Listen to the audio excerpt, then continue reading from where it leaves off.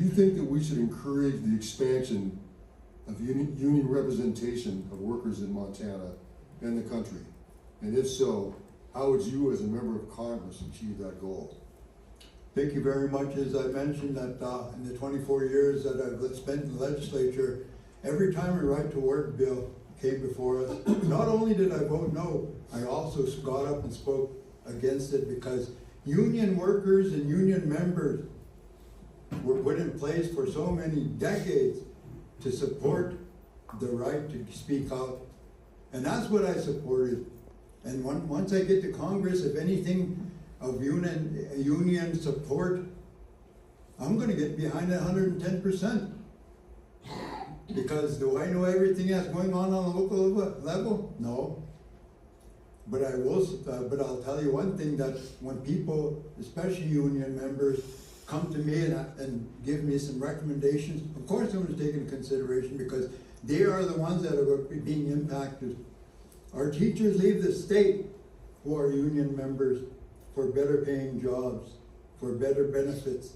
Why can't we provide that opportunity here in Montana? That's what I'm going to support. Is I'm going to make sure that if there is legislation that's going to have impacts or negative impacts on unions and union workers, I'm going to support the unions first and foremost. And so that's what we need to do. We need to protect our people. We need to protect our workers. We need to do all of these protections just for Montanan, because if we don't, outside interest, outside people moving into Montana is going to take advantage of that, and they're going to erode that as fast as they can. That's what I'll do, support unions. Thank you. Mr. Miller. Yeah, so unions have been under attack in America for a long, long time. We need to change that trend. I always like to say to people, if you like a weekend, thank the unions, because you wouldn't have weekends if there wasn't for unions. You wouldn't have 40-hour work weeks. You wouldn't have benefits. You wouldn't have anything. And it appalls me when you see these people like Republicans and conservatives attacking unions when they love it just as much as everybody else. So we got to knock off the nonsense and realize that it's a basic principle that if management and capital is organized, workers have to be organized too. It's a no-brainer.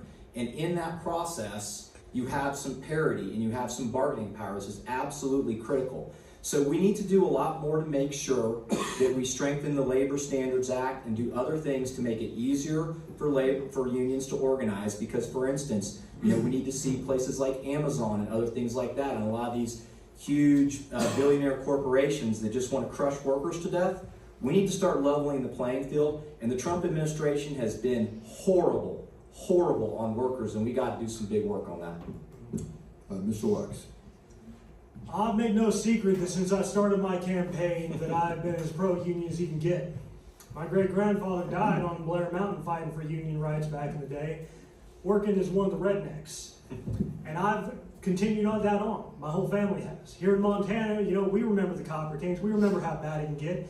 And like my contemporaries up here on the stage have said, we need to make sure that moving forward, it is easier for our unions to organize. Now, in addition to making sure that we are fighting against right to work and making sure that we're expanding access to labor laws, the other thing that we desperately need to do is make sure that as we talk about modernizing into the next century, as we talk about building renewable energies, building new manufacturing, building all the things we're going to need for the next era of the American future, that we are doing everything we can to make sure it is being built worker first, so that the people who have called Montana home don't have to move away to find those new good jobs. That's something that I'm already actively working with unions to organize, and something that I will continue to work on. Thank you. Thank you. Thank you, Mr. Lux. Mr. Miller, this question goes to you.